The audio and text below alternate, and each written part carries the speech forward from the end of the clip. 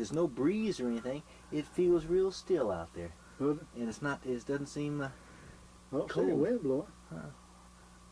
You see all these trees up here and around, they knock it off. The other day the wind was hitting the tops of those trees out there, and I was out there in the yard, and it just, you didn't feel it down there in the yard.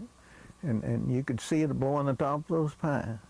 You know, they was talking on the radio the other day about the noise and all. It sounded like people throwing snow and people. about funerals and all. Just a moment. Okay, Roy. Well, I remember the first funerals I went to. Of course, my dad died when I was about 6 years old, and we lived right close to the cemetery, and they had the funeral at home, and then. Excuse me, stop. This is not going to work because he's going to start the whole thing over again. It'll be a second here. Okay. Well, back when I was a kid, about the first funeral I remember was my dad's.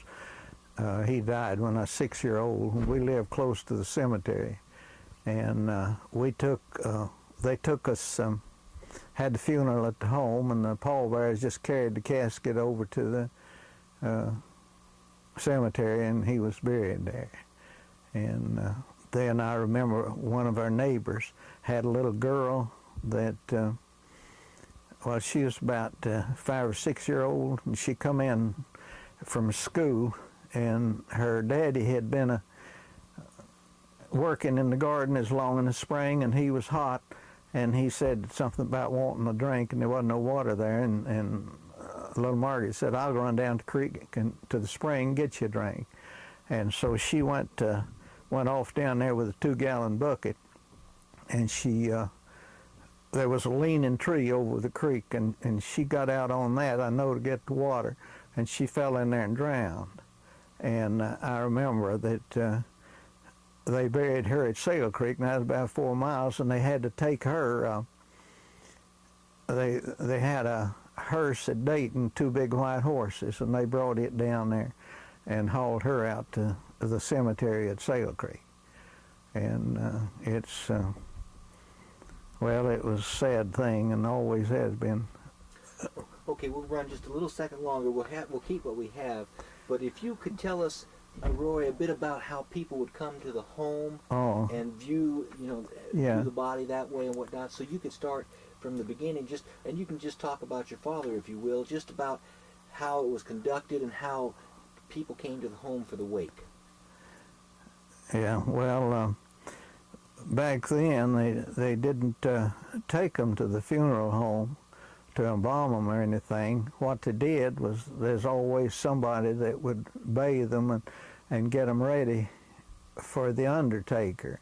And they kept them at home, and the folks all around, the neighbors, would come in to view the body. And that was just about it.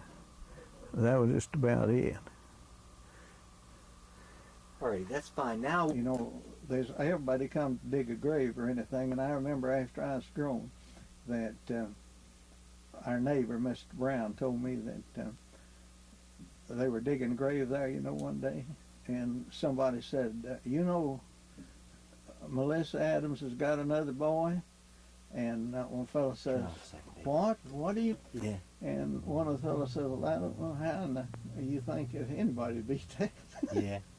All right, we'll turn on here a second, Roy. Now, this time, I'll just talk, and maybe I'll be talking nonsense, but you just listen like you're doing now, so that we can have you just listening, because we'll have a problem with showing you the other way.